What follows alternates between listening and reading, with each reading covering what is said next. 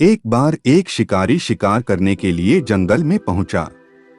उसने अपने तीर पर बहुत ही खतरनाक जहर लगाया और शिकार को निशाना बना करके उसने तीर को छोड़ा, लेकिन उसका तीर चूक गया और तीर एक पेड़ पर जा लगा।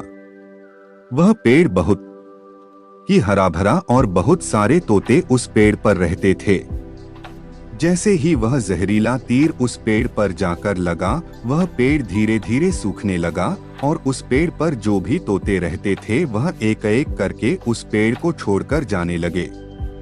उस बड़े से पेड़ के कोटर में एक बहुत ही बूढ़ा तोता रहता था जो बहुत ही धर्मात्मा और अच्छे मन का था।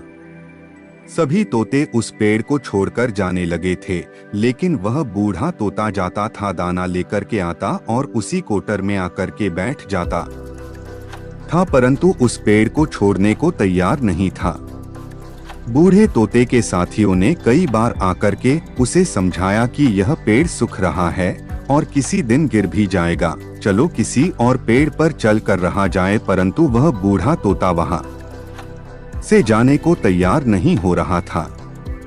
अब यह बात देवराज इंद्र तक पहुंची। उन्हें बताया गया कि एक तोता है, वह जिस पेड़ पर रहता है उस पेड़ पर एक जहरीला तीर लगने के कारण सूखने, गिरने और खत्म होने के कगार पर आ पहुंचा है, और एक बूढ़ा तोता अभी भी वहीं पर रह रहा है। वह दाना लेकर आता है और वहीं पर रहता है, जबकि उस जंगल में बहुत सारे पेड़ हैं, लेकिन वह उसी पेड़ पर रह रहा है।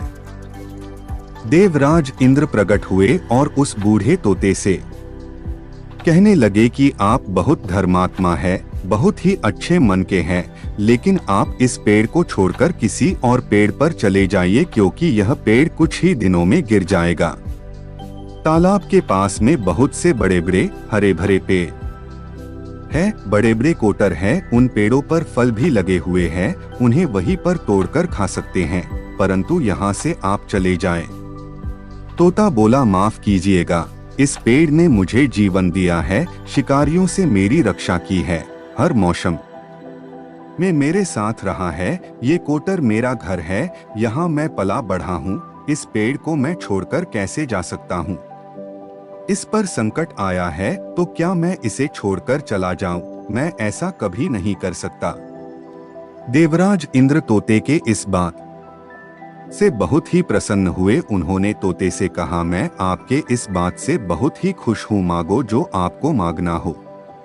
उस बूढ़े तोते ने कहा, मुझे बस इतना मांगना है कि जिस पेड़ ने मुझे जन्म दिया, जहाँ मैं रहा पला बढ़ा, जिसे आप मेरा जन्मभूमि कह सकते हो, आप इसे फिर से वैसा ही हरा भरा कर दो जैसा यह था।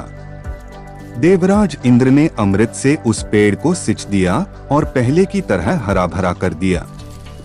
अब वापस से उस पेड़ पर आकर के बाकी तोते रहने लगे। वह बूढ़ा तोता कुछ समय तक और जिंदा रहा, फिर उसकी मृत्यु हो गई और वह स्वर्ग में चला गया। यह कहानी हमें सिखाती ये है कि जब भी किसी इंसान का बुरा दौर आता है तो इमोशनली वह टूटा हुआ होता है, उसे किसी के सहारे की जरूरत होती है, किसी की आवश्यकता होती है। अगर आप ऐसे समय में उसे छोड़कर चले जाएंगे, उससे बात नहीं करेंगे, मुंह मोड़ लेंगे, तो आपसे बुरा कोई नहीं है, क्योंकि आप किसी के सुख का साथी बने या ना बने, लेकिन आपको हमेशा किसी के दुख का साथी जरूर बनना चाहिए।